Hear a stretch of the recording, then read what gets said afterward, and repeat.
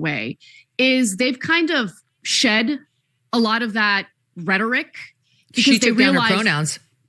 She did, exactly. And I mean, look, if AOC is willing to self-reflect and realize, okay, I was pushing for things that most Americans, including Democrats, weren't into, and I need to go back to the bread and butter issues, great. I think that's a good way to kind of move forward for Democrats. In this video, Anna Kasparian joins Megyn Kelly's podcast.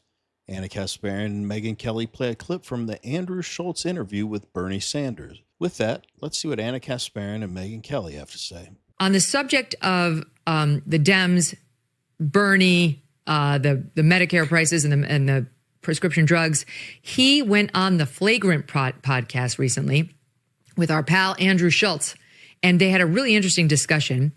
Here's a bit where he's talking about the problem within the Democrat Party. It's SOT 19. The problem I think a lot of voters had is like they didn't even know if it was her. We didn't even know if Biden was president. We didn't even know if these were her talking points. And we felt that over the last 4 elections, Democrats, we felt that we didn't have a say on who could be president. We talk a lot about the Republicans being autocrats and oligarchs and taking over democracy. But from the Democrat perspective, and I'm a lifelong Democrat, I felt like the Democratic Party completely removed the democratic process from its constituents. And I think they need to have some accountability of that. No argument here. But then could we not also say if ostensibly there hasn't been a fair primary for the Democrats since 2008, are they not also a threat to democracy? Yes. We often hear. Fair enough. That is, yeah, I'm not going to argue with that point. I love the way he talks. The accent is just so great to listen to. He's not wrong, right? I mean, he of all people has standing to say that because it happened to him twice. Yep. Yeah, I mean, Bernie's back. And what I mean by that is he's realized that you can't really play nice with the Democratic establishment and expect to get your policy priorities passed, expect them to help you out in whatever your agenda might be.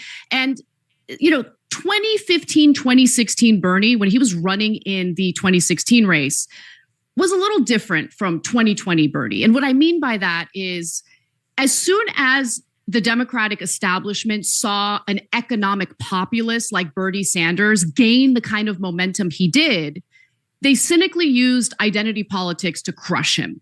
Yes. Oh, you're not addressing BLM. I mean, I remember during one of his campaign rallies, 2 people from BLM just jumped on stage, interrupted the entire event, called him out for allegedly not caring about Black bodies or Black lives. And it was just utter ridiculous, cynical use of identity politics to crush someone. And I'm certainly no fan of Bernie Sanders' policies and stuff, but he does seem to be honest. I'm not saying all the time, but honest about things that no other Democrats could just admit that are obvious facts, but they won't admit, talking about the establishment hijacking his campaign and installing Hillary Clinton, and then the DNC or party leaders just shoving Kamala Harris down people's throats after Biden dropped out of the race. It's obvious to everyone. There's a pecking order and who has put in the most time or who's next in line as far as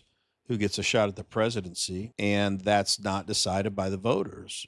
I mean, had they not hijacked Bernie with these accusations of racism and identity politics, he may very well have been the nominee back in 2016. So I appreciate when Akash says, couldn't you argue, with what I just described, couldn't you argue that that's a threat to democracy as well? And you could see he was like, I can't really refute that. Yeah, I've never seen another Democrat that wouldn't make 100 excuses as to why that was okay and that it's just blown out of proportion. So anyway, let's get back to the video. In the end, I mean, what did the party get? In the end, Trump got elected in 2016, of course. Then in 2020, you have Joe Biden, who was able to run from his basement because of COVID. But the only reason why I think Biden won in that election or in that race is because of the fact that, many Americans didn't like the way Trump handled the coronavirus. So I think by the time you get to 2024, people were just done with Democrats because they're sick. Honestly, people are sick of the identity politics. That doesn't mean that you shouldn't fight for a just cause. If you see instances of discrimination, obviously something should be done about it. But it wasn't really about doing something about discrimination or doing something about our broken law enforcement system or anything like that. It was used cynically to crush economic populists within the Democratic Party. But now what I'm noticing with Bernie and AOC, by the way, is they've kind of shed a lot of that rhetoric. Because she took down her pronouns.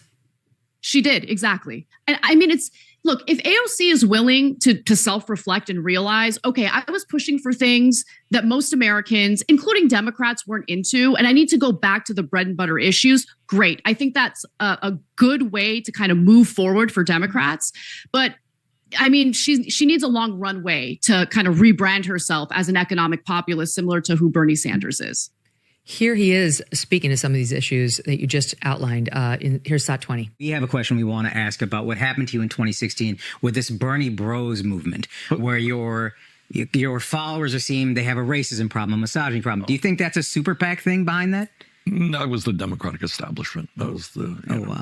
Okay. That was just, they were sitting there. We had a lot of young people. We had people of color, and they create this kind of myth with the help of the corporate media and all that stuff. It's kind of interesting to that note is during this election, the podcast space, which the Democrats largely avoided, they feel had some influence in the election, and they started to label us the podcast bros.